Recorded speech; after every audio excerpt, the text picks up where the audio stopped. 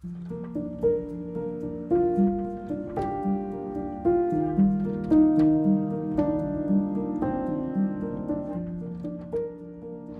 to the Academy of Urbanism's 2021 Congress here in Edinburgh.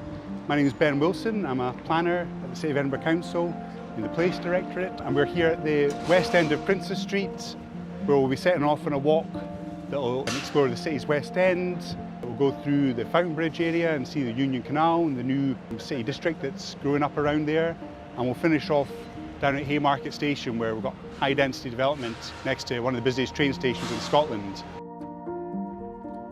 The west end of the city centre offers examples of how cities adapt over different timescales in response to changing pressures and needs. Mixed-use streets laid out as the new town expanded provide opportunities for independent retailers and local shopping and leisure uses.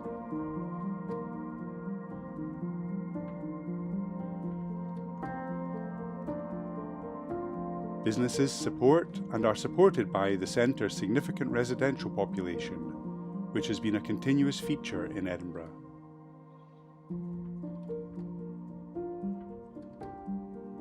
Many new town streets accommodated office uses for most of the 20th century. The council has had a long-standing policy of supporting the return of flats and townhouses to residential use. This went hand in hand with the trend to purpose-built major office development. That trend, together with the growth of the city's financial sector, put pressure on the constrained city centre. Some of that pressure overspilt the accessible city centre in the 70s and 80s to less accessible locations.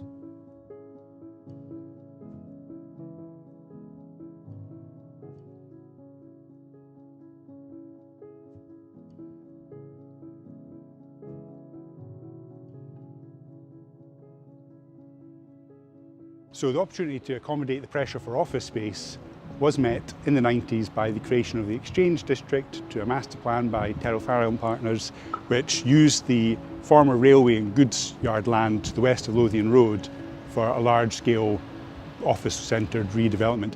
Behind me you can see the old Caledonian Hotel, and below where I'm standing here is where the railway lines would have come in to serve that, and beyond that is the Lothian Road's goods yard. Part of this, new bridges for pedestrians were created connecting into the wider street network, and we're going to make use of one of those bridges just now.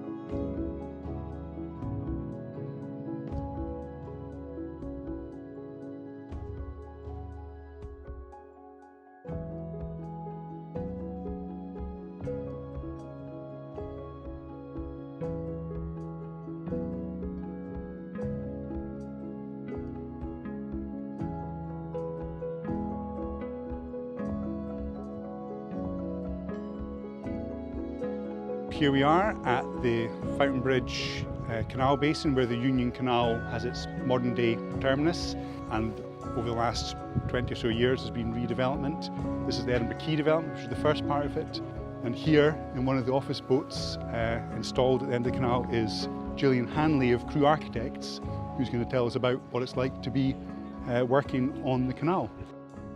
Some of the things that were to develop in the area that would have been exciting is the extension of the canal. These developments have come and gone over the last, since we've been here. You know, there's been a lot where it's really exciting to see that the canal might extend and we get boats in here, because that's something that's missing, is more boats. You know, there's lots of people that walk along the canal, and it's very developed in terms of connections for, well, people that live nearby that use the canal for that. But there's not enough boaters, and I think that's where the community needs to be expanded, is more connection, because otherwise a canal is just static water without boats. You know, it's got a little bit of wildlife in it, but it's got no life, and boats give it life. And I think that's what we need more of. We need more community, more holiday boats coming in, a mix of people, not just kind of holiday lets and things like that, but that has its place too. But I think it needs a mix of everybody, as does all the buildings. And I would say that's a repeat thing to say about not just the boating element, the boats, but also the buildings surrounding here, that there is not enough of a mix.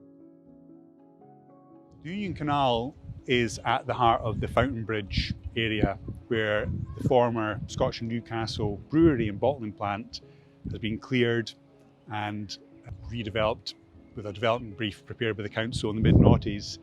One of the key characteristics of this has been the work of a community canal boat group, Reunion Canal Boats, and the Fountainbridge Canal Side Initiative, which have had a hand in shaping the future of the area.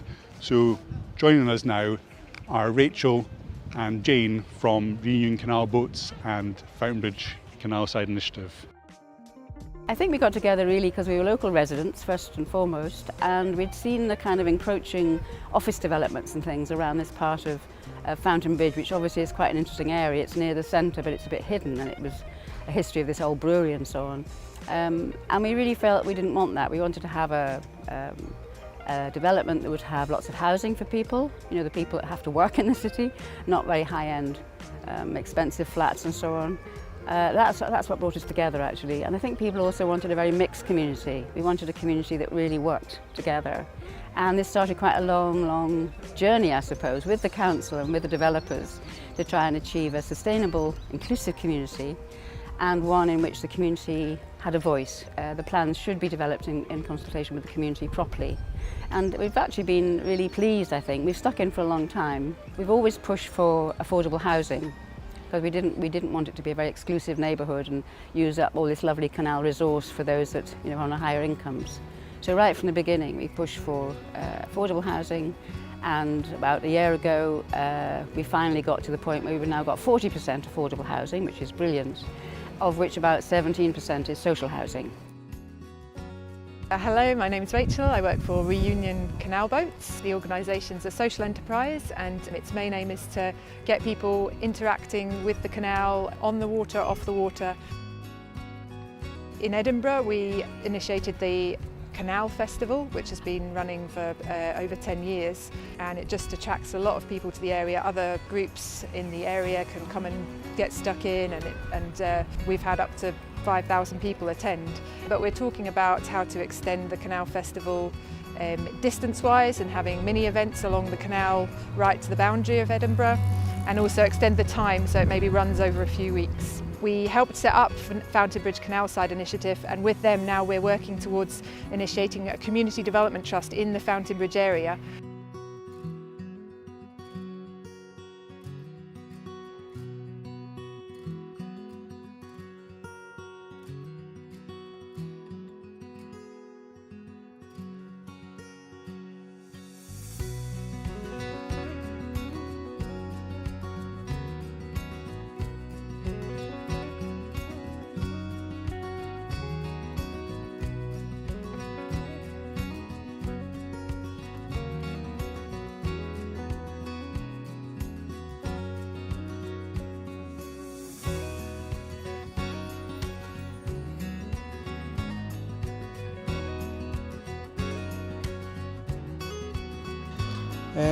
I've been working in Grove Street, in Benny's Grove Street barber shop since 1991, which gives us 30 years now, and things have changed dramatically.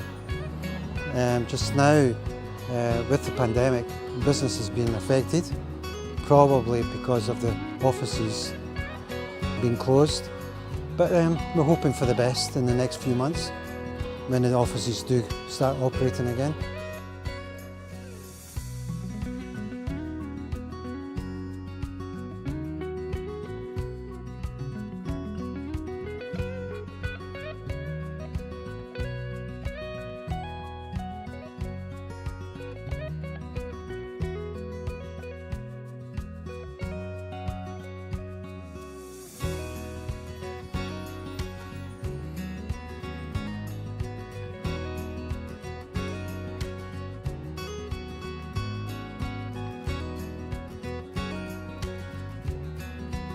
We're now approaching the Dalry colonies and one of the last stops on our tour, which is the Haymarket development site, where we meet my colleague Elaine Campbell from City of Edinburgh Council Planning Service and the Place Directorate.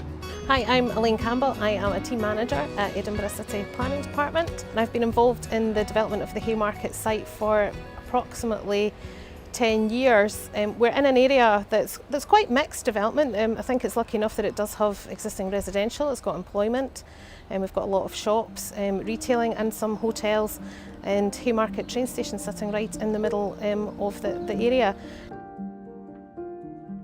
The site we're looking at today at Haymarket has been a barrier for a number of years. It's characterised, I remember it, as a car park and a lot of big advert hoardings surrounding the development site, and really stopped any permeability of the site. Most notably, it's got 2 railway tunnels running underneath the site, which has cost a lot of time and effort to work out the engineering to actually build the site.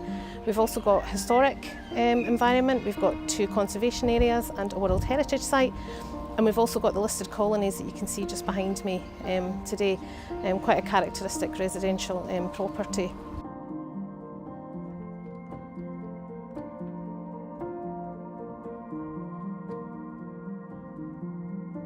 Especially with the COVID pandemic that they're building out so quickly. I think if you haven't been in the city recently, it's quite a shock to see how much they have built out.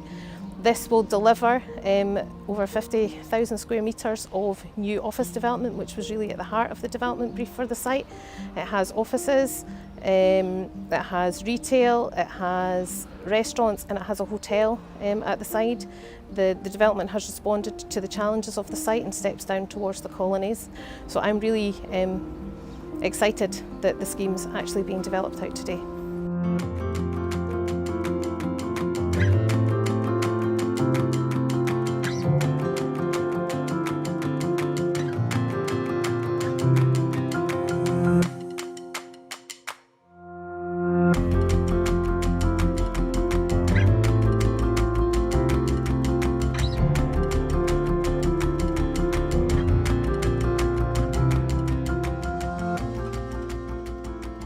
We're here at the end of our tour at Haymarket, the station, the Haymarket development, tram interchange.